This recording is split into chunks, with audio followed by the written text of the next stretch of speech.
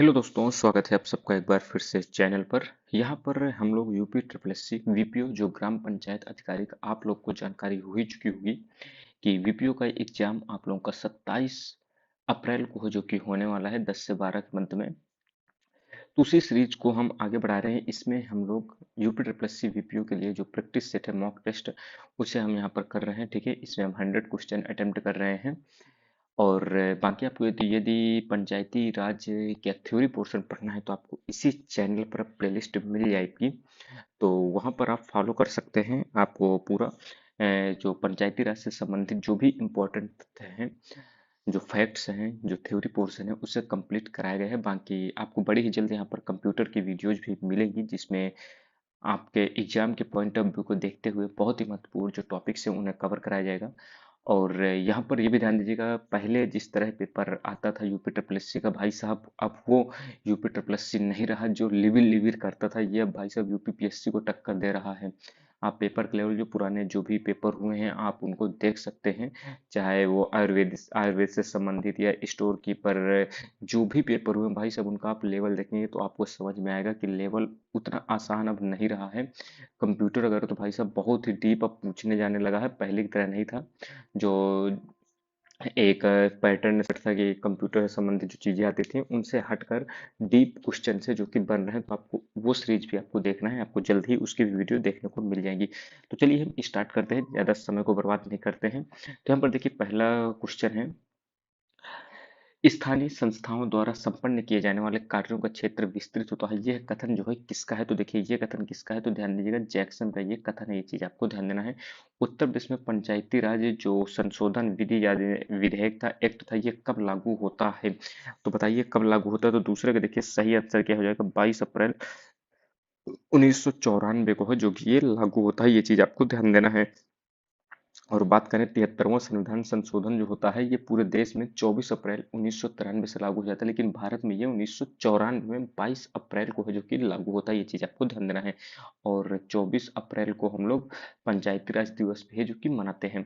11वीं अनुसूची में निम्नलिखित में से कौन से विषय हैं जो कि सूचीबद्ध हैं? तो 11वीं अनुसूची की बात करें यदि यहाँ पर, तो इसका सही आंसर क्या हो जाएगा यहाँ पर? तो लघु सिंचाई भी है, पशुपालन भी है, महिला और शिशु विकास भी, अग्नि सेवा भाई साहब इसमें नहीं आता है। तो एक दो तीन तो है, और लेकिन चौथा नहीं है, और पांचवा भी इसका नहीं है। ये चीज आपको ध्यान देना है, ठीक है। और 11वीं अनुसूची की बात करें तो ये आपके पंचायती राज से संबंधित विषय इसमें आते हैं। और कुल विषय कितने हैं? तो कुल विषय 29 विषय हैं जो कि आते हैं। ये चीज भी आपको ध्यान देना है, ठीक है। और बात करें अग्नि सेवा और मवेशी हाउस और प्राणियों के प्रति क्रूरता निवारण जो है, ये सब चीजें 11वीं अनुसूची में नहीं आती हैं। ये चीजें ध्यान दीजिएगा। पंचायत का चुनाव कौन कराता है? तो काफी सिंपल है, पंचायतों का चुनाव राज्य चुनाव आयोग है जो कि कराता है। और इसका उल्लेख उल्लेख किसमें है? 243, क्या कहते हैं, आर्टिकल 243 में है। और आप इसका आर्टिकल बता सकते हैं कौन सा आर्टिकल होगा। 243 आई तो आपका राज्य वित्त आयोग है, लेकिन राज्य चुनाव आयोग, आप बताइए कमेंट बॉक्स में कि इसका आर्टिकल कौन सा है। अगला क्वेश्चन है, उत्तर प्रदेश पंचायती राज अधिनियम जो 1947 है, इसकी धारा जो 15 है, ये ग्राम सभा के कार्यों का निर्धारण करती है। तो यहाँ पर देखिए पूछा गया है कि सही कोड बताना है, कौन कौन से हैं जो कि कार्यों का निर्धारण करता है धारा 15 के तहत। तो यहाँ पर बात करें तो कृषि एवं कृषि को बढ़ावा देना और विकास करना, ये बिल्कुल सही है। मैदानों एवं चारागाहों का विकास, ये भी सही है। भूमि विकास में सरकार की सहायता न करना, भाई साहब ऐसा थोड़ा ना, सरकार की तो सहायता आपको करनी ही पड़ेगी। तो तीसरा गलत हो जाएगा। इसके बाद क्या है, एक सेकंड, अगला है लघु सिंचाई परियोजनाओं में जल वितरण का प्रबंधन एवं सहायता करना, बिल्कुल सही है। इसके बाद डेयरी मुर्गी पालन आदि को बढ़ावा ना देना, तो ये भी गलत है आपका। तो पांचवा भी गलत हो जाएगा। तो ऑप्शन नंबर सी यहाँ पर सही हो जाएगा, पहला, दूसरा और चौथा। ठीक है, ये इसका सही आंसर हो जाएगा। अगला क्वेश्चन, निम्नलिखित राज्यों में से किसमें पंचायती राज व्यवस्था है जो कि लागू नहीं है? तो छठवें में देखिए सही आंसर क्या हो जाएगा, नागालैंड है, जहां पर पंचायती राज व्यवस्था है जो कि लागू नहीं है। इसके अलावा भी देखिए नागालैंड हो गए, इसके अलावा जो मेघालय है यहाँ पर भी लागू नहीं है, ठीक है। और आपको जो मणिपुर है यहाँ पर भी है जो कि लागू नहीं है पंचायती राज व्यवस्था, नागालैंड, मेघालय और मणिपुर। अगला क्वेश्चन है सातवां, निम्नलिखित में से कौन सी पंचायती राज पर अशोक मेहता समिति की अनुशंसा नहीं है? तो यहाँ पर बताना है अशोक मेहता समिति जो 1977 में आती है, तो इसने जो है रिकमेंडेशन कौन सी है जो कि नहीं दी थी। तो सातवें में देखिए सही आंसर क्या होगा, पंचायती राज मामले में राजनीतिक दलों की खुली भागीदारी, तो ये तो सही है, ये अनुशंसा की गई थी।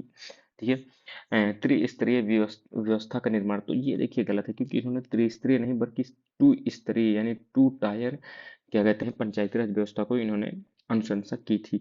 अनुसूचित जाति और अनुसूचित जनजाति के स्थानों का आरक्षण, ये भी सही है। पंचायती राज व्यवस्था के करारोपण की अनिवार्य शक्ति, ये भी सही है। तो सातवें का बी यहाँ पर सही आंसर आपका हो जाएगा। अगला क्वेश्चन है, मुगल काल में ग्राम में प्रशासन के लिए 3 अधिकारी उत्तरदायी थे, निम्न में से कौन सा अधिकारी है जो कि उनमें से शामिल नहीं है। मुकद्दम, चौधरी, कोतवाल और पटवारी, तो आपको बताना है कौन से इनमें से शामिल नहीं है। तो यहाँ पर देखिए कोतवाल आप इससे समझ सकते हैं, सैन्य विभाग से संबंधित है, बाकी मुकद्दम, पटवारी और चौधरी जो है ये ग्राम प्रशासन में शामिल थे। ठीक है, ये चीज आपको ध्यान देना है। कोतवाल की नियुक्ति जो है नगरों में की जाती थी, ना कि क्या कहते हैं ग्राम प्रशासन में। अगला क्वेश्चन है नौवां, किसने यह विचार प्रतिपादित किया था कि प्रत्येक गांव पंचायत का गणराज्य होगा। प्रत्येक गांव जो है पंचायत का गणराज्य होगा, ये किसने कहा था। तो देखिए नौवे का सही आंसर हो जाएगा गांधी जी, क्योंकि गांधी जी ग्राम प्रशासन को लेकर काफी ज्यादा पॉजिटिव थे और ये चाहते थे कि शक्ति का विकेंद्रीकरण बना रहे, यानी केंद्रीकरण न हो। किस अधिनियम के द्वारा पंचायती राज की त्रिस्तरीय प्रणाली की स्थापना का प्रावधान है जो कि किया गया। तो 10वें का सही आंसर क्या हो जाएगा, 73वां संविधान संशोधन। ठीक है। उत्तर प्रदेश में पंचायतों की स्थापना कब की गई, तो बताइए भैया कब की गई थी। तो 11वें का सही आंसर हो जाएगा 15 अगस्त 1949 में है जो कि पंचायतों की स्थापना की गई थी। अगला क्वेश्चन है, मैं पंचायती राज के प्रति पूर्णतः आशान्वित हूँ और मैं महसूस करता हूँ कि भारत के संदर्भ में ये बहुत कुछ भौतिक एवं क्रांतिकारी है। यह कथन किससे संबंधित है। तो 12वें का देखिए आंसर क्या हो जाएगा, पंडित जवाहरलाल नेहरू जी का यह कथन है। आपको देखिए यहाँ पर महात्मा गांधी का यह कथन लग सकता है, क्योंकि महात्मा गांधी ही है जो कि ग्राम प्रशासन को लेकर काफी ज्यादा पॉजिटिव विचार रखते थे। लेकिन इसका सही आंसर जो ये कथन जिसने कहा है, तो ये पंडित जवाहरलाल नेहरू जी हैं जिन्होंने ये कहा था। ये चीज आपको ध्यान देना है। अगला क्वेश्चन है, निम्नलिखित में से कौन सा कार्य है जो कि ग्राम पंचायत से संबंधित है। तो ग्राम पंचायत की बैठकों की तारीखें निश्चित करना, ये भी काम है। ग्राम विकास के लिए योजनाएं बनाना, ये भी सही है। पंचायत द्वारा लगाए जाने वाले करों को जमा करने की तिथि निर्धारित करना, ये भी सही। तो ऑप्शन नंबर डी यहाँ पर सही हो जाएगा, उपयुक्त सभी। अगला क्वेश्चन है, ग्राम प्रधान को पद से हटाने के लिए कितने सदस्यों की आवश्यकता पड़ती है। तो ग्राम प्रधान को पद से हटाने के लिए कितने की आवश्यकता हो, तो 14वें का सही आंसर क्या हो जाएगा, 2/3 यानी विशेष बहुमत। ठीक है, ये चीज आपको ध्यान देना है। और ये अगर आपको हटाना है तो इसकी सूचना कम से कम 15 दिन पहले है, जो कि प्रधान को पता होनी चाहिए। ठीक है, ये चीज आपको ध्यान देना है। भारतीय संविधान के किस अनुच्छेद के अंतर्गत ग्राम पंचायतों के गठन का प्रावधान है जो कि किया गया है। तो आर्टिकल 40 में है, ये चीज आपको ध्यान देना है। सहायक निर्वाचन अधिकारी जो होता है, तो इसकी नियुक्ति भाई साहब कौन करता है। तो आपको सहायक निर्वाचन अधिकारी की बात करें तो कौन नियुक्त करता है। तो 16वें का जो सही आंसर क्या हो जाएगा, जिलाधिकारी यानी डीएम है जो कि सहायक निर्वाचन अधिकारी की है जो कि नियुक्ति करते हैं। ये चीज आपको जो है ध्यान देना है। अगला क्वेश्चन है, पंचायत के निर्वाचन से संबंधित विधि बनाने का प्राधिकार किसके पास है। तो पंचायत के निर्वाचन से संबंधित अधिक जो कहते हैं नियम कानून बनाने का अधिकार किसे है। तो ध्यान दीजिएगा, ये राज्य विधान मंडलों के पास ये अधिकार है, क्योंकि ये राज्य सूची का विषय है। अगला क्वेश्चन है, अनुसूचित जातियों और अनुसूचित जनजातियों के लिए पंचायत में आरक्षण जो है किस अनुपात में है जो कि दिया गया है। तो यहाँ पर देखिए 18वें का सही आंसर क्या हो जाएगा, ऑप्शन नंबर बी हो जाएगा। ठीक है, अनुसूचित जाति और अनुसूचित जनजातियों की जनसंख्या का अनुपात उस क्षेत्र की कुल जनसंख्या के अनुपात में है जो कि ये देखा जाता है। ठीक है, ये चीज आपको ध्यान देना है, इसी आधार पर है जो कि रिजर्वेशन दिया जाता है इन्हें। पंचायत का कार्यकाल 5 वर्ष नियत किया जाना किस तरह का उपबंध है, स्वविवेकी या आदेशात्मक। तो 19वें का ध्यान दीजिए, ये आदेश है जो कि, क्योंकि ये विधानसभा के द्वारा नियम है, कानून है जो कि बनाया गया था। ये चीज आपको ध्यान देना है। पंचायत के अंतर्गत गांवों को आत्मनिर्भर तथा संपन्न बनाने के उद्देश्य से ग्राम पंचायत क्षेत्रों में कृषि उत्पादन तथा कल्याण उप समितियों का गठन किस वर्ष किया गया। तो 20वें का सही आंसर क्या हो जाएगा, ऑप्शन नंबर है 1960-61। उत्तर प्रदेश में पंचायत का तृतीय निर्वाचन कब से कब तक है जो कि संपन्न हुआ। तो 21वें का जो है सही आंसर क्या हो जाएगा, ऑप्शन नंबर बी 10 फरवरी 1961 से लेकर 1962 तक, 7 फरवरी तक। ठीक है। अगला है, दीनदयाल उपाध्याय ग्रामीण कौशल योजना की शुरुआत कब होती है। तो देखिए 22वें को जो सही आंसर हो जाएगा, ऑप्शन नंबर सी 2014। ये चीज आपको ध्यान देना है। ग्राम पंचायत विकास योजना, जिसे हम जीपीडीपी कहते हैं, हमारी योजना हमारा विकास, ये जो है उत्तर प्रदेश के सभी ग्राम पंचायतों में लागू किया गया। तो कब लागू किया? तो ये 2015-16 में है जो कि ये लागू किया जाता है। ये चीज़ आपको ध्यान देना है। अगला क्वेश्चन है 14वां जो फाइनेंस कमीशन है, इसने स्थानीय निकायों को लिए अनुदान के रूप में विभाज्य पुल के कितने प्रतिशत की सिफारिश है जो कि की थी? तो देखिए 24वें को जो सही आंसर क्या हो जाएगा? Option number D 4.5%। अगला क्वेश्चन है 15वां जो वित्त आयोग था, इसके अंतर्गत ग्रामीण निकायों को अंतरित की जाने वाली धनराशि का बंटवारा जिला पंचायत, क्षेत्र पंचायत और ग्राम पंचायत के मध्य किस अनुपात में किए जाने का जो है सिफारिश है जो कि की गई थी? तो 25वें का सही आंसर क्या हो जाएगा? ऑप्शन नंबर डी 15, 15 और 70। तो सबसे ज्यादा किसे मिलेगा? तो ग्राम पंचायत को मिलेगा 70% और क्षेत्र पंचायत और जिला पंचायत को 15-15% है जो कि धनराशि मिलेगी। वित्त आयोग के द्वारा ये सिफारिश की गई थी। अगला क्वेश्चन है संविधान लागू होने के पश्चात अब तक कितने वित्त आयोग हैं जो कि बनाए जा चुके हैं? तो 26वें का सही आंसर क्या हो जाएगा? यदि वर्तमान करंट अफेयर को भी इसमें शामिल कर लिया जाए तो 15 वित्त आयोग बन चुके हैं और 16वां जो है इसको गठित कर दिया गया है। ये चीज आपको ध्यान देना है। अब प्रथम वित्त आयोग 1951 में बना था, ये चीज भी आपको ध्यान देना है। केसी नियोगी इसके अध्यक्ष थे। अगला क्वेश्चन है भारतीय संविधान के किस अनुच्छेद में संशोधन से राज्य वित्त आयोग का गठन है जो कि किया गया था? तो राज्य वित्त आयोग का गठन भाई साहब किसके माध्यम से किया गया? तो 27वें का सही आंसर हो जाएगा 73वां और 74वां संविधान संशोधन जो होता है इसी के माध्यम से जो कि किया गया था। राज्य वित्त आयोग के संबंध में निम्नलिखित में से कौन सा कथन है जो कि सही है? यह एक औपचारिक संस्था, गलत है। यह एक संवैधानिक संस्था है, तो ऑप्शन नंबर डी इसका सही आंसर हो जाएगा। ठीक है, ये चीज आपको ध्यान देना है। आर्टिकल 243 आई के तहत है जो कि वित्त आयोग का गठन किया गया था। अगला है पंचायत के संदर्भ में निम्नलिखित कथनों पर विचार करना है। पंचायतों के पास बहुत जिम्मेदारी है, सही बात है। पंचायतों के पास संसाधन भी बहुत है भाई साहब, संसाधन की उनमें कमी है। ठीक है, बहुत नहीं है, कम है। तो यहाँ पर ऑप्शन नंबर ए यहाँ पर सही हो जाएगा। जन्म और मृत्यु रजिस्ट्रीकरण अधिनियम जो 1969 है, इसके तहत जन्म से क्या तात्पर्य है? केवल जीवित जन्म, केवल मृत जन्म या उपयुक्त दोनों? तो 30वें का जो सही आंसर क्या हो जाएगा? उपयुक्त दोनों। ये चीज आपको ध्यान देना है क्योंकि इसमें दोनों चीजें शामिल होनी चाहिए। गोद लिए गए बच्चे के जन्म प्रमाण पत्र जारी करने से पूर्व किसकी स्वीकृति आवश्यक होती है? तो 31वें का देखिए सही आंसर क्या हो जाएगा यहाँ पर? 31वें का ऑप्शन नंबर ए यहाँ पर सही हो जाएगा। संबंधित मजिस्ट्रेट जो होता है आपके एरिया का, तो उससे स्वीकृति लेना जरूरी होता है। मृत्यु प्रमाण पत्र की आवश्यकता होती है तो इन सभी कार्यों में है जो कि होती है, तो उत्तराधिकार सिद्ध करने हेतु, संपत्ति को लेकर और बीमा से संबंधित इन सब चीजों में है जो कि क्या कहते हैं, मृत्यु प्रमाण पत्र कंपलसरी होता है। कितने राज्यों ने ई पंचायत स्थापित करने की पहले है जो कि की है? तो 33वें का जो सही आंसर क्या हो जाएगा? ऑप्शन नंबर सी 7 राज्य जो कि ई पंचायत स्थापित करने की पहले उन्होंने की है। ई डिस्ट्रिक्ट परियोजना की बात करें तो इसमें कौन सा कथन है जो कि सत्य है? तो देखिए ये सभी कथन जो है सही है। ई डिस्ट्रिक्ट परियोजना जो है ई गवर्नेंस योजना के अंतर्गत चलने वाली स्टेट मिशन मोड परियोजना है। इसका जो मुख्य उद्देश्य है वो जन केंद्रित सेवाओं के कंप्यूटरीकृत करना है। ई डिस्ट्रिक्ट परियोजना में प्रमाण पत्र, शिकायत, जन वितरण प्रणाली, पेंशन विनियम विनिमय आदि सेवाएं जो कि है शामिल है। अगला क्वेश्चन है भारत में ई गवर्नेंस की उत्पत्ति जो होती है ये किस दशक में है जो कि होती है? तो 35वें का देखिए सही आंसर क्या हो जाएगा? ऑप्शन नंबर डी 1970 हो जाएगा। ठीक है, ई गवर्नेंस की उत्पत्ति जो है 1970 के दशक में है जो कि होती है। अगला क्वेश्चन है जल जीवन मिशन की घोषणा प्रधानमंत्री मोदी जी ने कब की थी? तो देखिए 36 का जो सही आंसर क्या हो जाएगा? ऑप्शन नंबर बी 15 अगस्त 2019 को लाल किला के प्राचीर से जो कि घोषणा की गई थी। ये चीज आपको ध्यान देना है। भारत का पहला हर घर जल प्रमाणित जिला है जो कि कौन बना था? देखिए 27वें का सही आंसर हो जाएगा बुरहानपुर। और ये बुरहानपुर है कहाँ? तो ध्यान दीजिएगा ये एमपी राज्य में है। ये चीज भी आपको ध्यान देना है। ग्रामीण स्वच्छता कार्यक्रम की बात करूं तो ये कब स्टार्ट होता है? तो 38 का सही आंसर क्या हो जाएगा? 1986-87। ये चीज भी आपको ध्यान देना है। ग्रामीण भूमिहीन रोजगार गारंटी कार्यक्रम की बात करूं तो ये कब आई थी? देखिए 39 का सही आंसर क्या हो जाएगा? Option number A 1983-84। समेकित बाल विकास योजना की बात करें तो ये कब आती है? तो 40 का सही आंसर क्या हो जाएगा? 1975। ये आपको 1975 में आती है। ठीक है, ये चीज आपको ध्यान देना है। इसके बाद 41 की बात करें तो उत्तर प्रदेश में SC/ST के कल्याण हेतु समाज कल्याण विभाग की स्थापना कब की गई थी? तो 41 का सही आंसर क्या हो जाएगा? Option number A 1955। पंचायत सहायक के रूप में चयनित अभ्यर्थी का विवरण जो है ग्राम पंचायत की प्रशासनिक समिति द्वारा किससे प्रेक्षित है जो की जाएगी? तो किसी की जाती है? तो ये चीज आपको ध्यान देना है।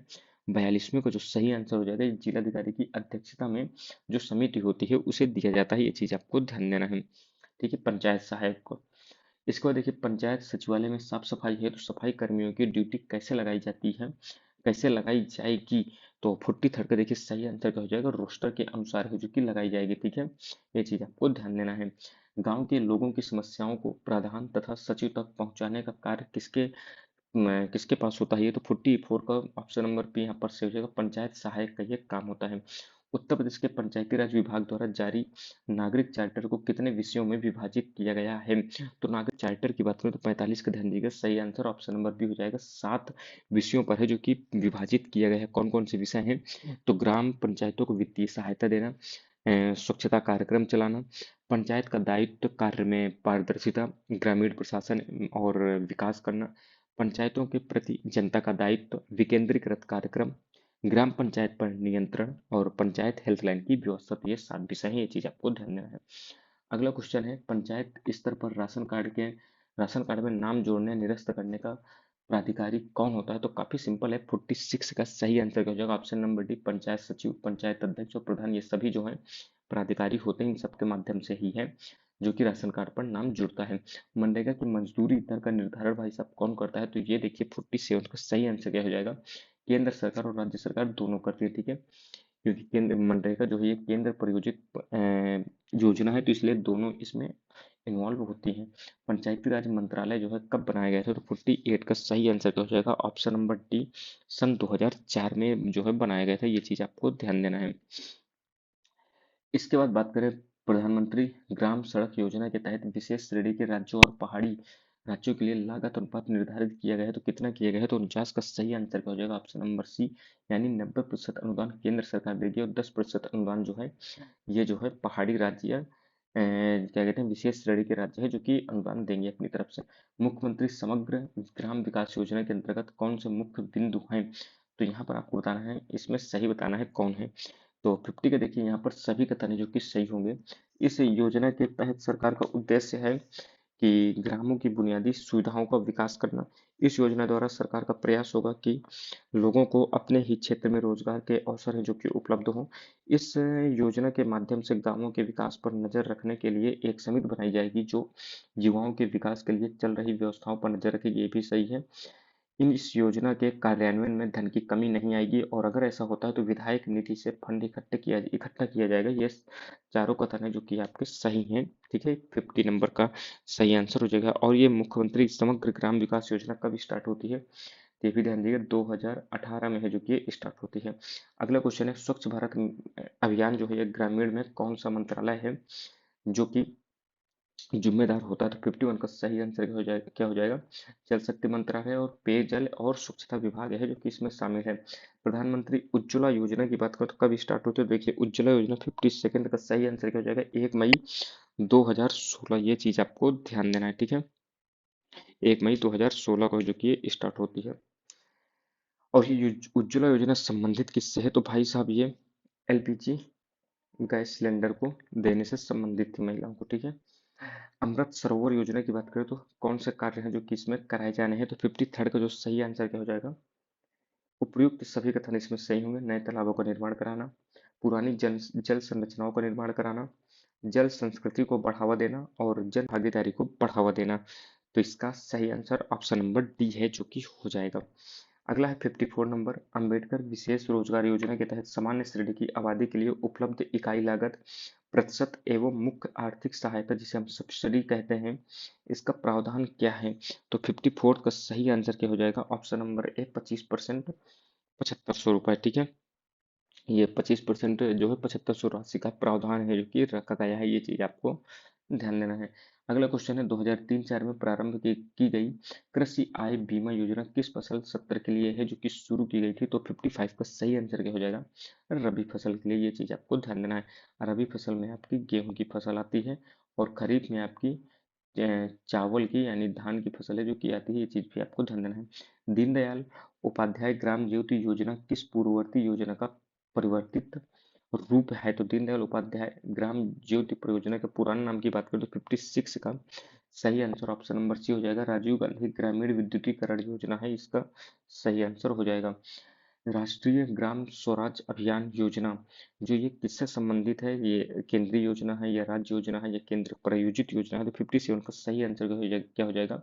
केंद्र प्रायोजित योजना है, ये चीज आपको ध्यान देना है। गांवों के सामाजिक विकास के अंतर्गत कौन से कार्यकलाप हैं जो कि शुरू किए जाते हैं?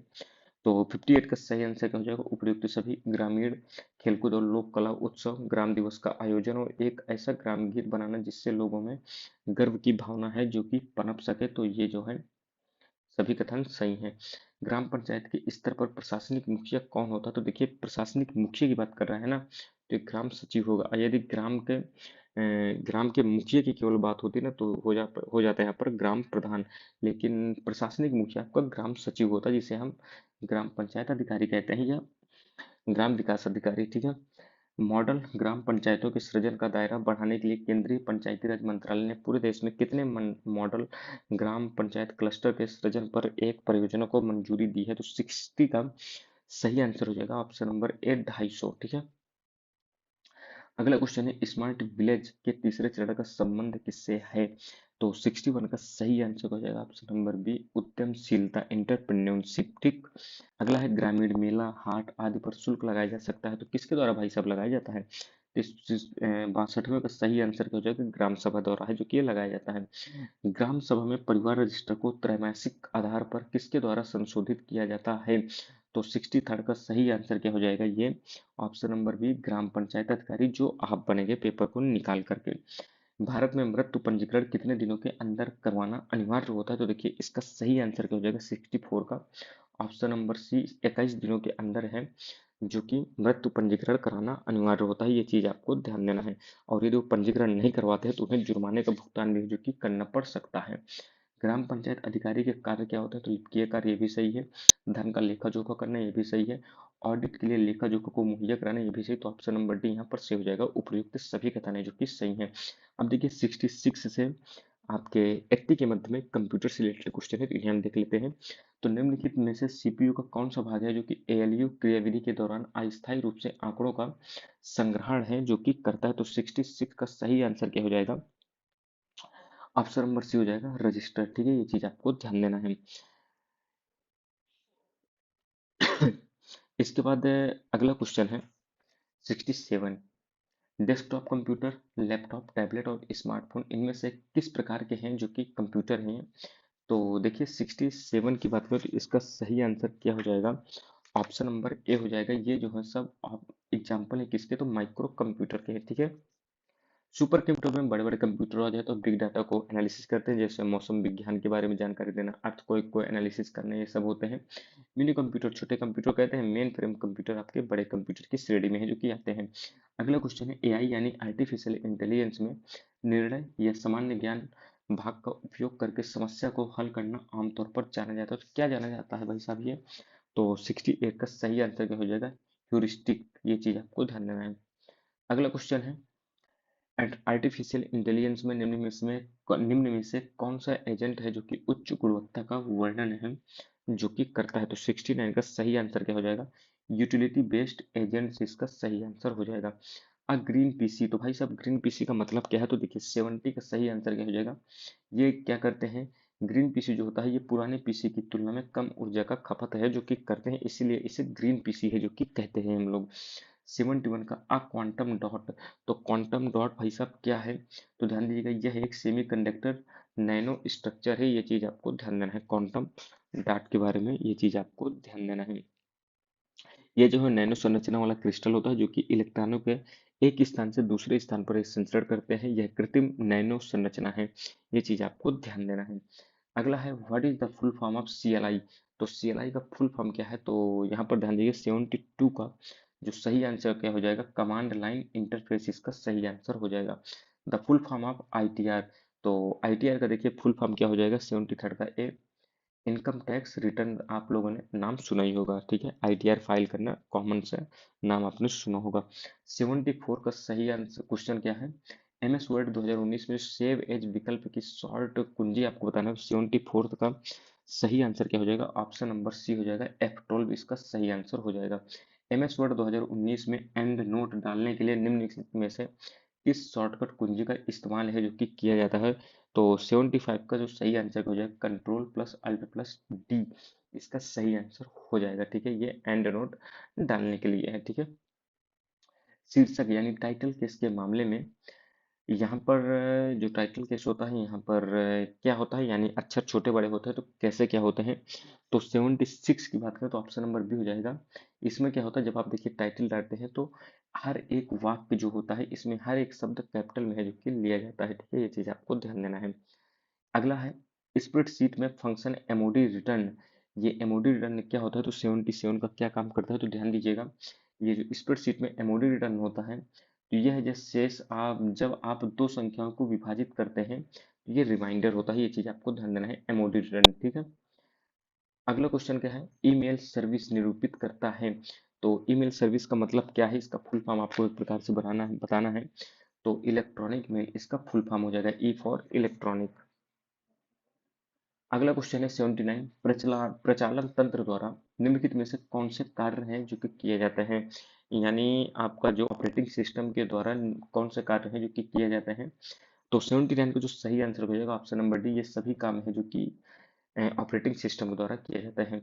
एक कंप्यूटर में सभी अंकगणितीय तथा तार्किक परिचालन जो होता है ये किया जाता है, तो किसमें किया जाता है? तो 80 का जो सही आंसर हो जाएगा A L U, arithmetic logic unit. ठीक है, अब देखिए 81 से 100 के मध्य में यूपी स्पेशल है, तो इसे हम देख लेते हैं। उत्तर प्रदेश में किस विश्वविद्यालय को पूर्व का ऑक्सफोर्ड है जो कि कहा जाता है?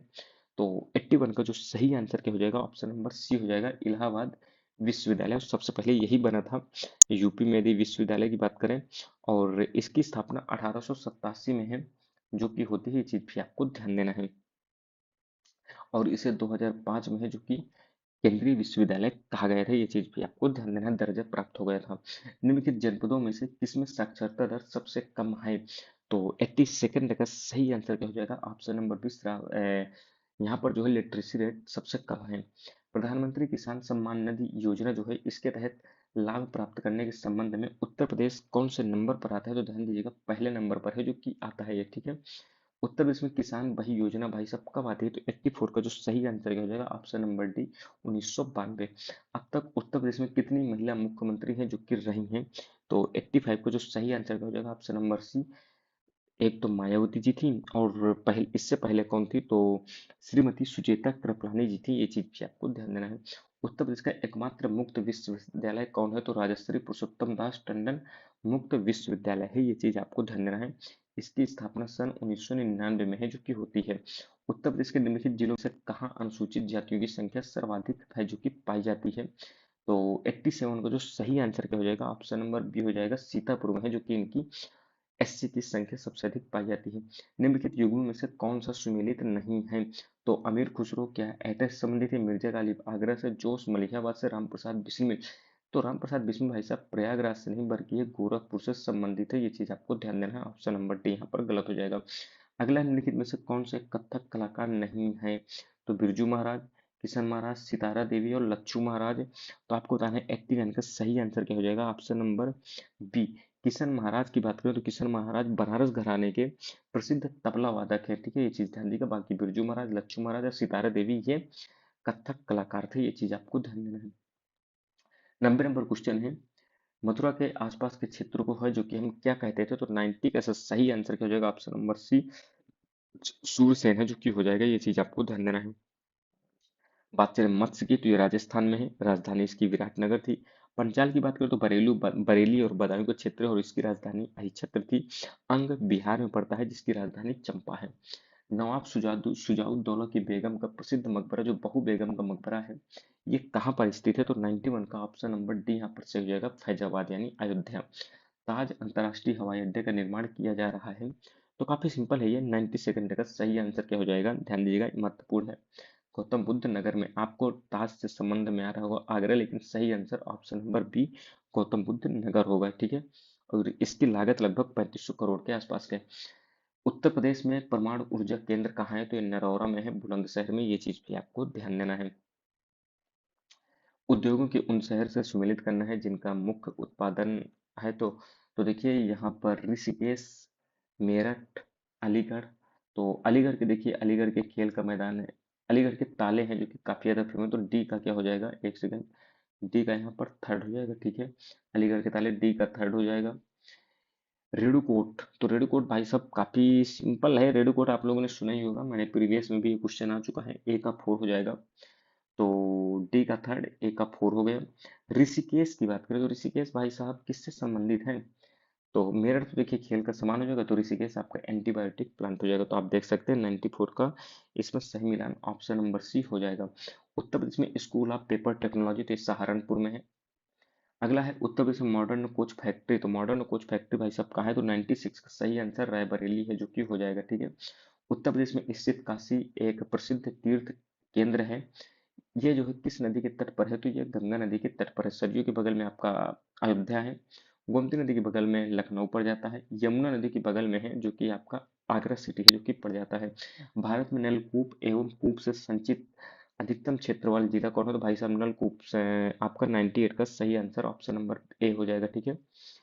उत्तर प्रदेश, भारत के राज्यों में उत्तर प्रदेश किस उत्पाद में सबसे बड़ा उत्पादक नहीं है, तो ये काहे में नहीं है, तो 99 का सही आंसर हो जाएगा ऑप्शन नंबर ए हो जाएगा, ठीक है।